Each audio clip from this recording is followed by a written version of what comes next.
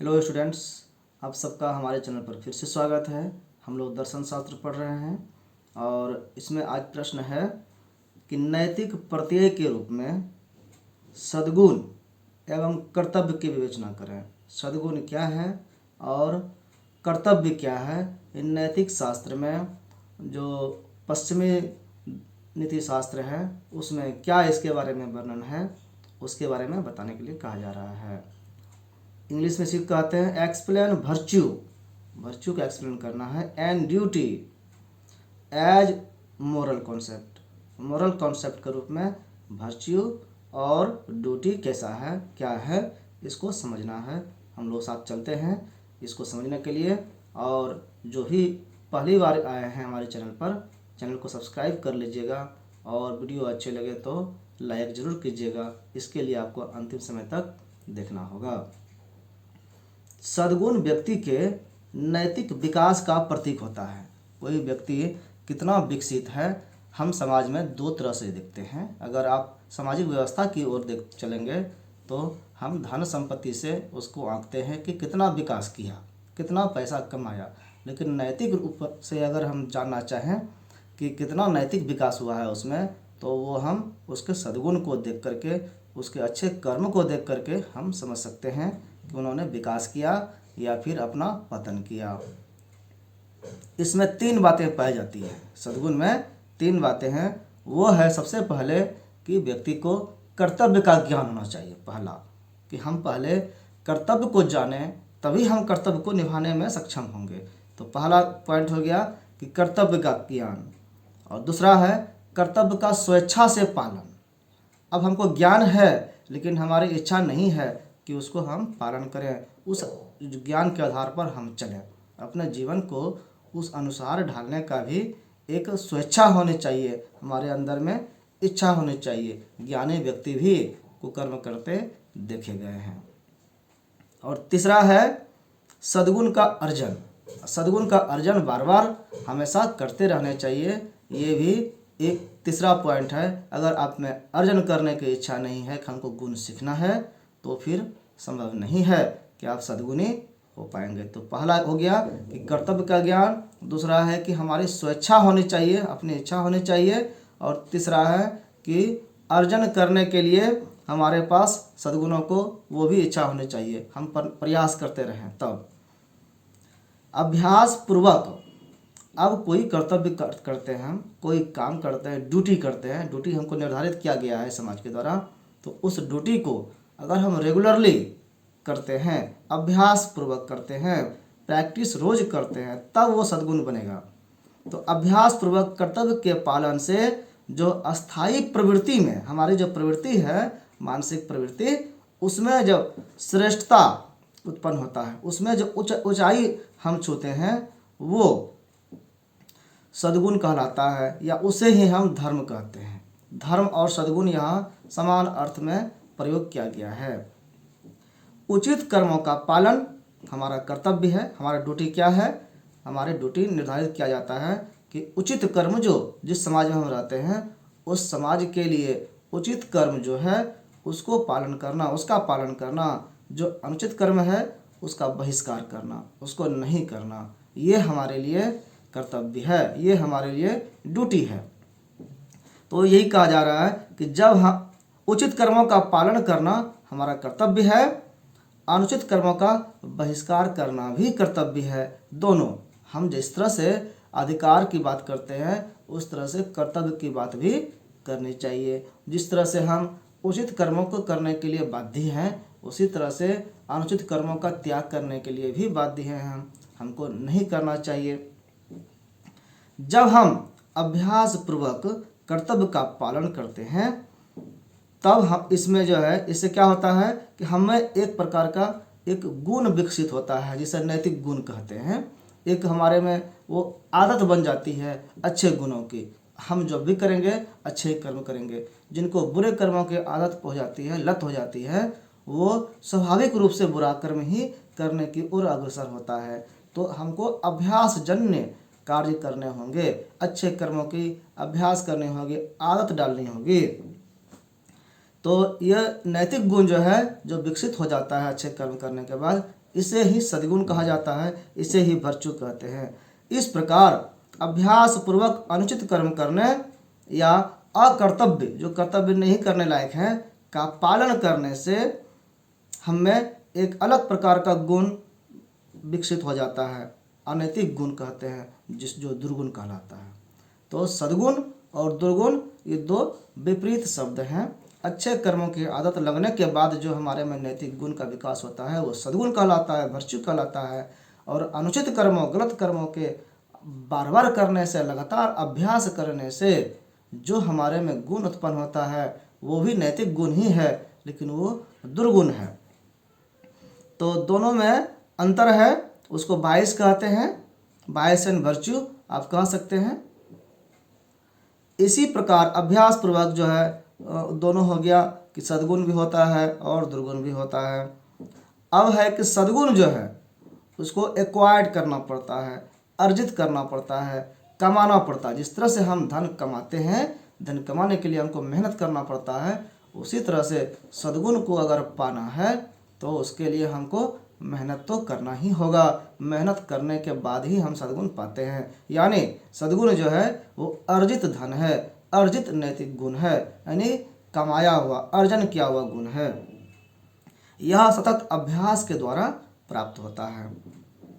अच्छे कर्म करते रहने से, अब अच्छे कर्म करने से अच्छे गुण होंगे, सद्गुण आएंगे, तो उससे क्या होगा, अच्छे सद्गुण आएंगे तो उससे हमारा चरित्र अच्छा होगा। चरित्र का निर्माण सद्गुणों से ही होता है। इसीलिए बीच में सद्गुण को छोड़ दें तो अच्छे कर्म से सद्गुण का निर्माण होगा, अच्छे चरित्र का निर्माण होगा, ये कह सकते हैं। अच्छे चरित्र की उत्कृष्टता या महत्ता, उत्कृष्ट होना, महत्ता होना, इन बड़ा होना, बड़े ऊपर की बात कर रहे हैं। अच्छे गुण होंगे तो हम ऊपर की ओर जाएंगे और गलत गुण होंगे तो नीचे की ओर जाएंगे। और नीचता होगा, पतितता होगा, और ऊपर के लिए उत्कृष्टता, नीचे के लिए निकृष्टता। तो ये दो अलग अलग शब्द प्रयोग होता है। तो ये कहा गया कि अच्छे गुण या अच्छे चरित्र की जो उत्कृष्टता होगी, जो महत्ता होगी, वो सद्गुण है। पतित चरित्र की निष्ठा दुर्गुण होती है।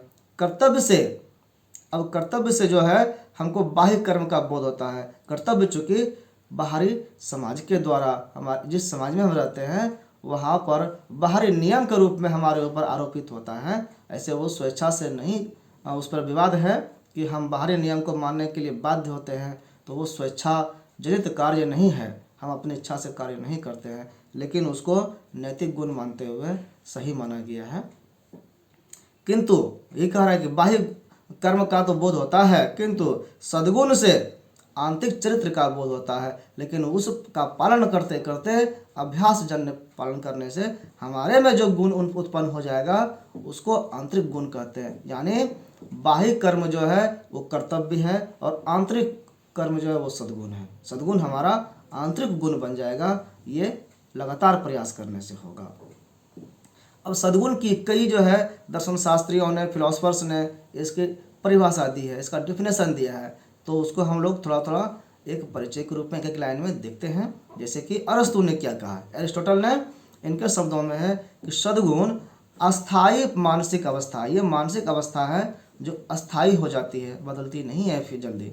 तो लगभग वो अस्थायी हो जाना, ये मानसिक अवस्था का सद्गुण कहलाता है। और वो कैसे निर्मित होता है, तो जो संकल्प के अनुसार निर्मित है, उसकी जो निर्माण प्रक्रिया है वो शुरुआत संकल्प से होता है। हमको ये सोचना पड़ता है कि हमको ऐसा काम करना है, इस रास्ते पर चलना है, तो संकल्प से शुरू हुआ, ये सद्गुण है। और विवेक द्वारा निर्धारित, और इसका निर्धारण जो है कि इधर जाना है, किधर जाना, हमको पहले संकल्प करना है कि हमको वहाँ तक जाना है, और जाएंगे कैसे, तो इसका निर्धारण जो है विवेक करता है। तो विवेक द्वारा निर्धारित जीवन के सच्चे आदर्श पर आधारित है, यानी आधारित है।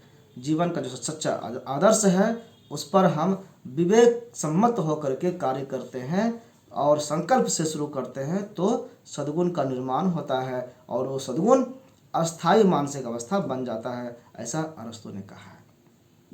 अब म्यूरहेड के अनुसार क्या इसका परिभाषा है, तो वो कहते हैं कि सद्गुण चरित्र का वह गुण है, हमारे चरित्र का ही एक गुण है सद्गुण, जो हमें कर्तव्य पालन के योग्य बनाता है। अब यहाँ पर थोड़ा सा लगता है कि कर्तव्य पालन करने से सद्गुण का निर्माण होता है कि सद्गुण होने से कर्तव्य पालन होता है। तो दोनों अन्योन्याश्रय संबंध माना जा सकता है। माना जाता है कि शुरुआत संकल्प से करते हैं, कर्तव्य पालन करने का प्रयास करते हैं, हम रेगुलर अभ्यास करते हैं और अभ्यास जनित उस कर्तव्य का पालन करने से, ड्यूटी का पालन करने से हमारे में सद्गुण का निर्माण होता है और वो सद्गुण फिर कर्तव्य पालन का बार बार बोध कराता है, एहसास कराता है। तो दोनों एक दूसरे को हैंडल करता है। कभी कभी शुरुआत कर्तव्य पालन से हो जाता है, कभी कभी शुरुआत सद्गुण से होता है। आप समाज में कैसे संगत में रह रहे हैं इस पर निर्भर करता है। तो म्यूरहेड के अनुसार जो है वो चरित्र का गुण ही है सद्गुण, जो कर्तव्य पालन का के लिए योग्य बनाता है कि कर्तव्य पालन हम सच्चे अर्थ में कर सकें, इसके लिए हम योग्य बन सकते हैं। एसी मित्र ने क्या कहा है इसके बारे में? उन्होंने कहा है कि ईमानदार जीवन के लिए, अगर हम जीवन को ईमानदारी से जीना चाहते हैं तो इसके लिए सद्गुण एक ताज है। एक ताज मतलब ऊपर का क्राउन। सद्गुण आप पहन करके ही, जैसे कि राजा राज गद्दी पर बैठता है, वो आदेश करता है तो उसके लिए पावर का जो द्योतक है, पावर का जो परिचायक है शक्ति का, कि वो आदेश जो करेगा सबको मान्य होगा, वो उसका ताज होता है। अगर वो राजमुकुट पहना हुआ है और आदेश करेगा तो वो मान्य होता है। और इसीलिए तो उस गद्दी पर बैठने का जो प्रमाण है वो उसका ताज होता है। तो सद्गुण भी व्यक्ति का, ईमानदार व्यक्ति का ताज है। इससे हम जानते हैं कि वो सद्गुणी है। तो इसी को कहा गया कि virtue is the crown of an honest life. एक ऑनेस्ट लाइफ का क्राउन है, ताज है वर्च्यू यानी सद्गुण। एसी मित्र ने ऐसा कहा है। और सुकरात क्या कहते हैं? सोक्रेट्स वो कहते हैं कि ज्ञान ही सद्गुण अथवा धर्म है। ज्ञान अगर हमको हो गया तो वही सद्गुण है हमको, और ऐसे वही धर्म है। इसी को कहा गया कि नॉलेज इज वर्च्यू। लेकिन आगे बात भी उन्होंने कहा है, लोग यहीं तक समझ जाते हैं कि ज्ञान ही सद्गुण है, लेकिन किस प्रकार का ज्ञान? आप ज्ञान तो कई प्रकार के होते हैं, लेकिन ये किताबी ज्ञान के बारे में नहीं कहा गया है, ये व्यवहारिक ज्ञान के बारे में कहा गया है। इसमें कहा आगे भी बात बोला गया है, और वो है कि ज्ञान कैसा है। तो ज्ञान का अर्थ है यहाँ पर कर्तव्य का ज्ञान। कर्तव्य क्या हुआ? कर्तव्य और अकर्तव्य का ज्ञान होना चाहिए। कर्तव्य का अर्थ कि जो हमको करना चाहिए, और अकर्तव्य का अर्थ हुआ कि जो हमको नहीं करना चाहिए, यानी करने और नहीं करने योग्य जो कर्म है, इसको जान लेना ही यहाँ पर ज्ञान का परिचायक है, ज्ञान कहा गया है। तो ज्ञान अगर आपको है तो इसका मतलब आप कौन से कर्म करने चाहिए ये जानते हैं, और कर्म से कार्य नहीं करने चाहिए वो भी आप जानते हैं। तो कर्तव्य का ज्ञान होना ही ज्ञान है, और ये ज्ञान ही सद्गुण है। नॉलेज इज वर्च्यू, इसी ज्ञान के बारे में कहा गया है। किंतु ऐसा पाया गया, और ऐसा किस लिए कहा गया है? इसलिए कि ऐसा पाया गया है कि ज्ञानी व्यक्ति भी कुकर्म करते हैं, गलत कर्म करते हैं, अकर्तव्य करते हैं। अतः ज्ञान को अभ्यास कहना ही उचित जान पड़ता है। यहाँ पर ज्ञान जो है वो अभ्यास के रूप में हम जानते हैं। उचित लगता है कि अभ्यास जन्य होने से जो कर्तव्य हम करते हैं वो अभ्यास जन्य होने चाहिए, लगातार उसका परीक्षण करने चाहिए। अगर हम लोग देखेंगे कि साइंस में हो या व्यवहारिक ज्ञान साइकोलॉजी में हो, किसी भी तथ्य का जब अध्ययन करते हैं और निष्कर्ष पर आना चाहते हैं, तो आप जो डाटा कलेक्शन कर रहे हैं उस डाटा में उस जो तथ्य आपने निर्धारित किया है या जो निष्कर्ष आपको लग रहा है कि ये इसका निकलेगा, तो वो बार बार होने चाहिए। वो प्रयोग अगर हम 10 बार करें तो 10 बार वही निष्कर्ष आने चाहिए।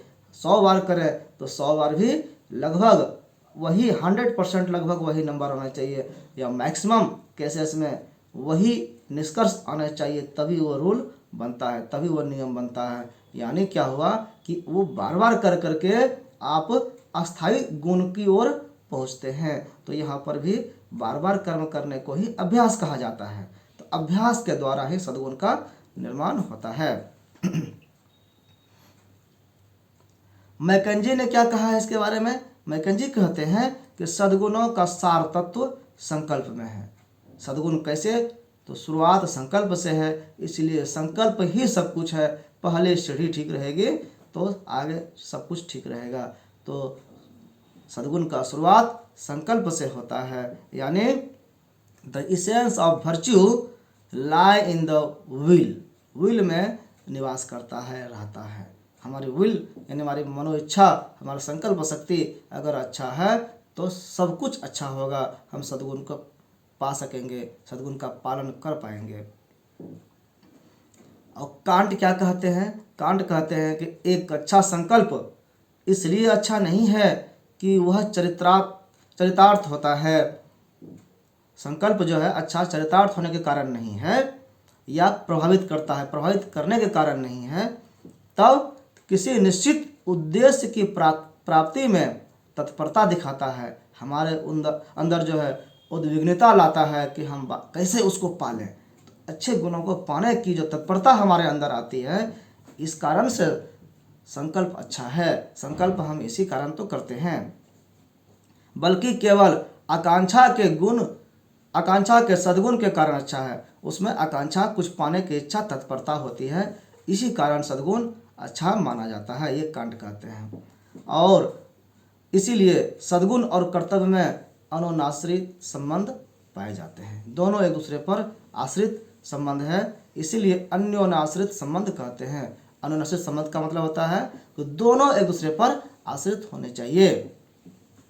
मैकेंजी कहते हैं और यहाँ पर आगे बढ़ करके कि एक व्यक्ति कर्तव्य करता है और परंतु उसके पास सद्गुण नहीं है। कर्तव्य कर रहा है और सद्गुण नहीं है, इसलिए वह सद्गुणी है, नहीं सद्गुण है। एक व्यक्ति उसको सद्गुण हो गया कर्तव्य करते करते, इसलिए वह सद्गुणी है। A man does his duty, एक व्यक्ति ड्यूटी करता है, but he possesses A virtue, और उसके पास सद्गुण भी है, तो सो ही इज वर्चुअस, इसलिए वह सद्गुणी कहलाता है। मतलब मैकेंजी कहते हैं कि सद्गुणी भी होना चाहिए। सद्गुणी तभी कहलाएगा जब सद्गुण भी हो और कर्म भी करे। जैसे कि कर्म कर रहे हैं, गुण हमारे में नहीं है, मतलब गुण नहीं है तो कभी हम अच्छे कर्म कभी बुरे कर्म करेंगे, और गुण हमारे में है सद्गुण करने का, लेकिन हम कर्म ही नहीं कर रहे, कर्महीन है, कर्तव्य शून्य है। दोनों होने चाहिए, कर्तव्य भी होने चाहिए, कर्म भी होने चाहिए। ये गुण जो है तभी आप उसको जब फलीभूत कर सकेंगे, उस पर जब आप काम कर पाएंगे, तभी वो सद्गुणी व्यक्ति कहलाएगा। यानी सद्गुण भी हो और उस पर वो चलता भी हो, कर्तव्य भी करता हो। कर्तव्य का संकेत यहाँ पर कर्म विशेष की ओर दिया गया है, कहा गया है कि कर्म करता हो तभी वो सद्गुणी कहलाएगा। किंतु सद्गुण जो है यानी धर्म जो है अस्थायी रूप से अर्जित प्रवृत्ति की ओर इंगित करता है कि धर्म जो है वहाँ यहाँ पर वो अस्थायी हो जाता है। अस्थायी हो जाएगा तो बार बार वो वही कर्म करेगा, और कर्तव्य जो है वो बताता है कि विशेष प्रकार के कर्म जो आपको परमिशन है वो कर्म। सद्गुण मनुष्य को उचित कर्म करने और अनुचित कर्म से बचने की प्रेरणा देता है। ये दोनों गुण हमारे में होंगे तभी सद्गुणी कहलाएंगे। सद्गुण का तो जन्म ही होता है अभ्यास पूर्वक कर्तव्य पालन करने के लिए। कर्तव्य का पालन हम अभ्यास पूर्वक करेंगे तभी सद्गुण का विकास होता है, और दोनों एक दूसरे का अनुनाश्रय संबंधित है। तो ये कर्तव्य पालन, जो उचित कर्तव्य पालन है, से सद्गुण का निर्माण होता है, और उचित सद्गुण हमारे में है तो उचित कर्तव्य पालन हम करेंगे ही। तो ये कहा गया है, इसका निर्माण इसीलिए होता है। अभ्यास पूर्वक कर्तव्य पालन से चरित्र का उत्थान होता है। चरित्र के उत्थान हो जाने से फिर क्या होगा? कोई व्यक्ति दुष्कर्म नहीं करेगा, गलत कार्य नहीं कर पाएगा। अगर हमारा चरित्र का निर्माण उत्तम हो जाता है, ऊंचा हो जाता है, तो वह हमेशा सत्कर्म करना ही अपना धर्म समझने लगता है। तो इस तरह से हमारा समाज सुसंस्कृत हो जाता है, सभ्य हो जाता है और सहज हो जाता है। सद्गुण जन्मजात नहीं है, आगे बात कही गई कि चूंकि हमने देखा कि सद्गुण का अर्जन किया जा रहा है जिंदगी में सतत अभ्यास से, अच्छे गुणों के प्रयास से, तो अर्थ हुआ कि सद्गुण जो है जन्मजात गुण नहीं है, ये बाद में मिलता है, जन्म के बाद मिलता है, इसलिए ये इन्नेट नहीं है, यह तो अर्जित गुण है। सतत अभ्यास पूर्वक कर्तव्य करने से ही सद्गुण की उत्पत्ति होती है, इसलिए यह प्राप्त की गई वस्तु है। और प्राकृतिक रूप से जो है, प्रकृति कैसा होता है, वो चंचल एवं क्षणिक होता है। अगर आप में सद्गुण नहीं है तो आपकी प्रकृति कैसी होगी, वो चंचल होगा और तीव्र होगा, क्षणिक होगा कुछ समय के लिए, किंतु सद्गुण इससे उल्टा अस्थायी होता है। सद्गुण व्यक्ति को आनंद प्राप्त कराता है, दुर्गुण से भी लोग अपनाते हैं, दुर्गुण से भी आनंद होता है, वो क्षणिक आनंद होता है, अंत में पश्चाताप ही होता है उससे, लेकिन सद्गुण से अस्थायी आनंद की प्राप्ति होती है, ये इसका विशेष गुण है। किसी कर्म को पूरा करने पर एक प्रकार की आनंदानुभूति होती है, आनंद की अनुभूति होती है और इंद्रियों को भी तृप्ति मिलती है। अच्छे कर्मों के करने से एक असीम आनंद की प्राप्ति होती है। आप जब अच्छे कर्म करेंगे तो अंदर से आपको आत्मसंतुष्टि का भाव होगा कि हमने अच्छा कर्म किया है। अच्छे कर्मों से आनंद की प्राप्ति होती है। यह आनंद अपेक्षाकृत अधिक अस्थायी होता है और आनंद से ये आनंद अधिक अस्थायी, अधिक दिनों तक स्थिर रहता है। सद्गुण प्राप्त करने की एक शर्त है, सबसे पहला इसका शर्त जो है वो है, सर्वप्रथम व्यक्ति को उचित अनुचित का भेद समझना होगा, कर्तव्य अकर्तव्य का भेद समझना होगा कि कौन सा उचित है कौन सा अनुचित है। तो जो कर्म करना चाहिए वो उचित जानेंगे हम, तभी हम उसको कर पाएंगे। तो ये आवश्यक शर्त है।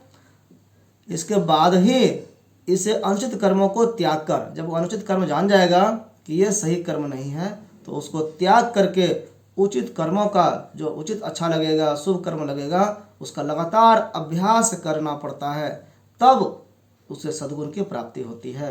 तो ये जो है इसका शर्त है, सबसे पहले उचित और अनुचित का ज्ञान होना। उसी तरह से फिर संकल्प लेना होगा कि हमको ऐसे रास्ते पर चलना है। तो इस तरह से हम लोगों ने ये इसको नैतिक प्रत्यय के रूप में एक सद्गुण को समझा, कर्तव्य को समझा। तो आप सबका बहुत बहुत धन्यवाद।